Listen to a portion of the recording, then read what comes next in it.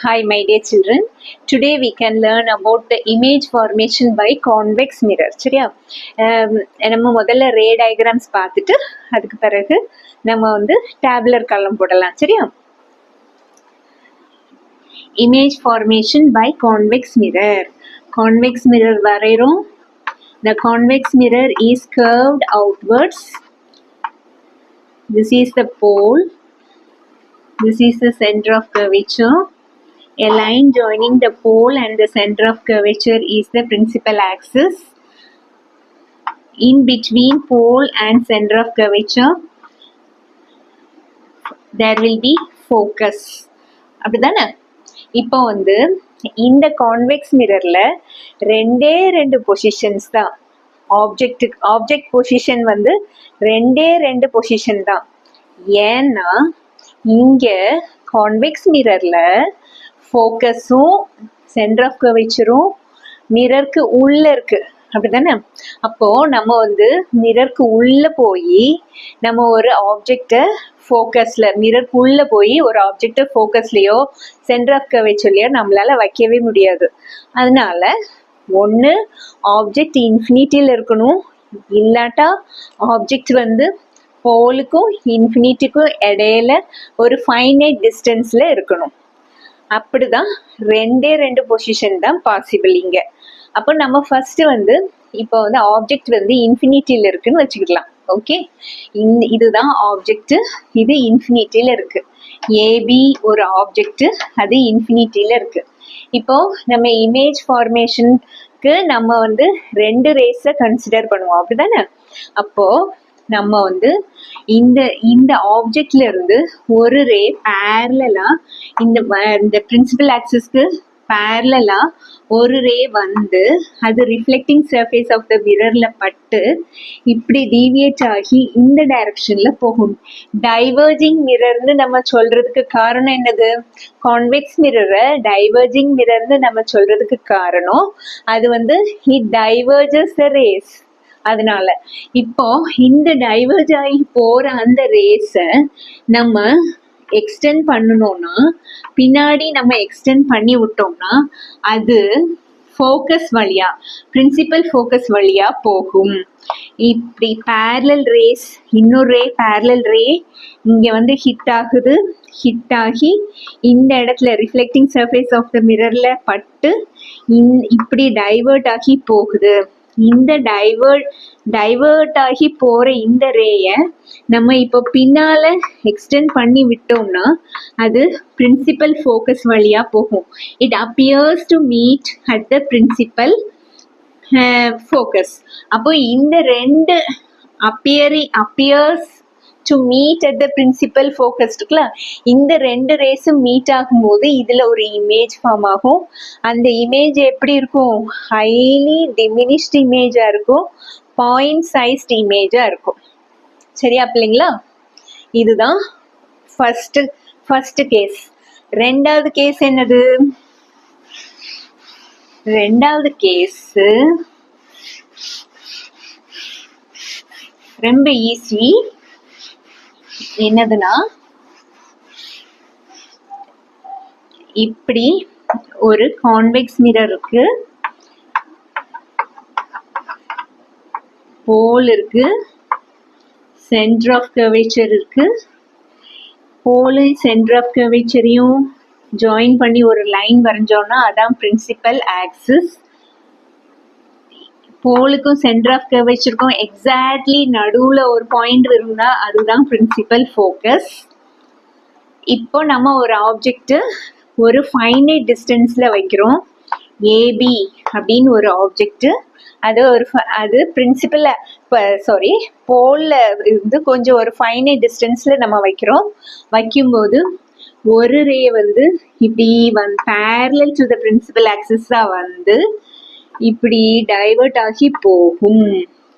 அது principal focus வழியா போற மாதிரி it appears to meet the diverted ray appears to meet at the principal focus. இன்னொரு ரே என்ன கன்சிடர் பண்ண போறோம்? இன்னொரு ரே it appears to pass through the center of curvature அப்படின்னு ஒரு ரே கன்சிடர் பண்ண போறோம்.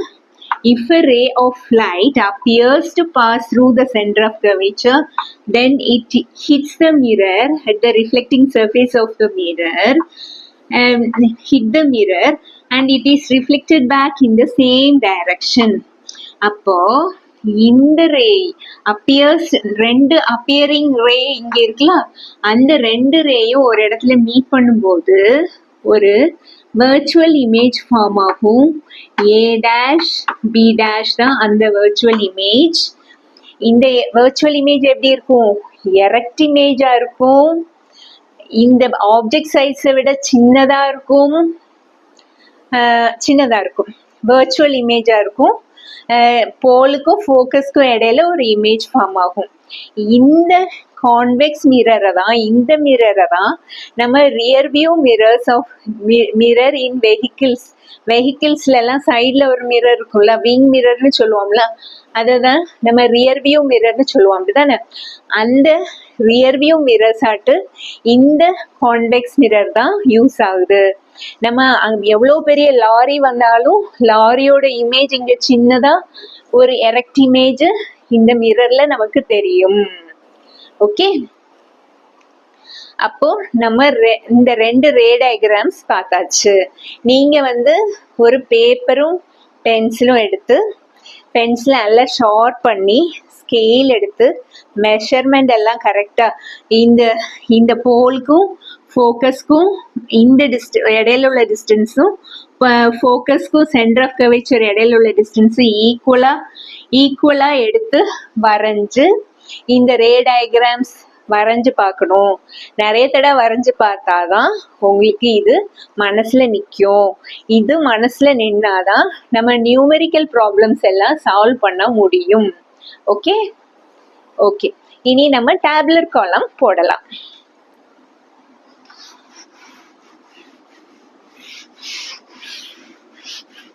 டேபுலர் காலம் எப்படி போடணும்?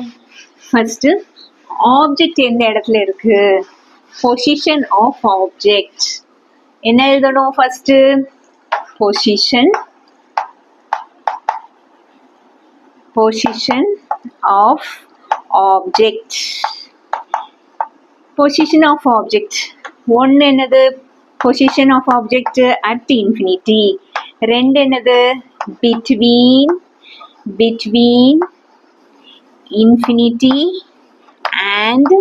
infinity and pole. இப்படி இந்த ரெண்டு பொசிஷன் தான் கான்வெக்ஸ் மிரருக்கு பாசிபிள். அதனால நம்ம டேபுலர் காலம் போட்டாச்சு. அடுத்தது பொசிஷன் ஆஃப் இமேஜ் என்னது? பொசிஷன் ஆஃப்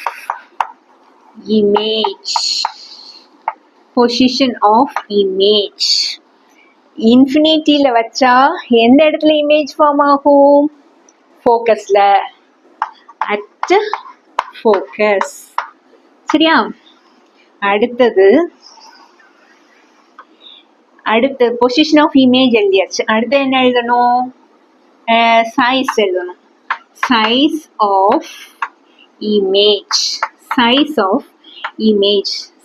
இமேஜ் இங்க எப்படி இருக்கும்? ஹைலி டிமினிஷ்டா இருக்கும். அதாவது point sized, highly diminished point sized image.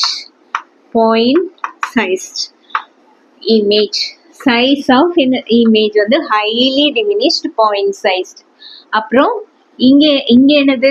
Nature of image எப்படி இருக்கும்? நேச்சர் ஆஃப் இமேஜ் எப்படி இருக்கும்? வர்ச்சுவல் அண்ட் எரெக்ட் இமேஜ் தான் கிடைக்கும் கான்வெக்ஸ் மிரர்ல. Virtual and erect. அடுத்தது ரெண்டாவது கேஸ், போலுக்கும் இன்ஃபினிட்டிக்கும் இடையில ஒரு ஃபைனைட் டிஸ்டன்ஸ்ல நம்ம ஆப்ஜெக்டை வைக்கிறோம். அப்போ எந்த இடத்துல? பிஹைண்ட் த மிரர் தானே. பிஹைண்ட் த மிரருக்கு உள்ளதான் என்னது கிடைக்கும்? இமேஜ் கிடைக்கும். Behind the mirror behind the mirror. அந்த size of the image எப்படி இருக்கும்? சின்னதா இருக்கும். சின்னதா இருக்கிறத நம்ம சயின்ஸ்ல என்ன சொல்லுவோம்? diminished சொல்லுவோம். சரியா? diminished.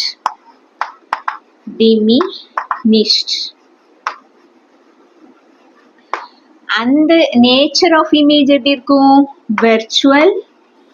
virtual and erect. virtual and erect image கிடைக்கும்.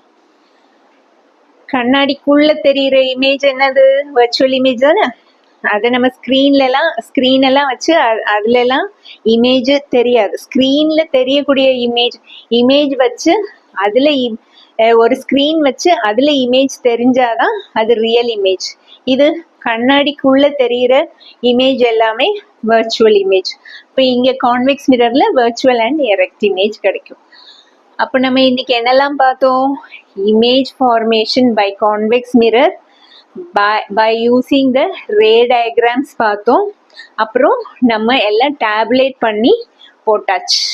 இது நீங்க படிக்கணும், அவ்வளோதான். Okay, bye. இனிமேல் நம்ம நியூ கார்ட்டீசியன் சைன் கன்வென்ஷன் அடுத்த வீடியோல பார்க்கலாம். பை.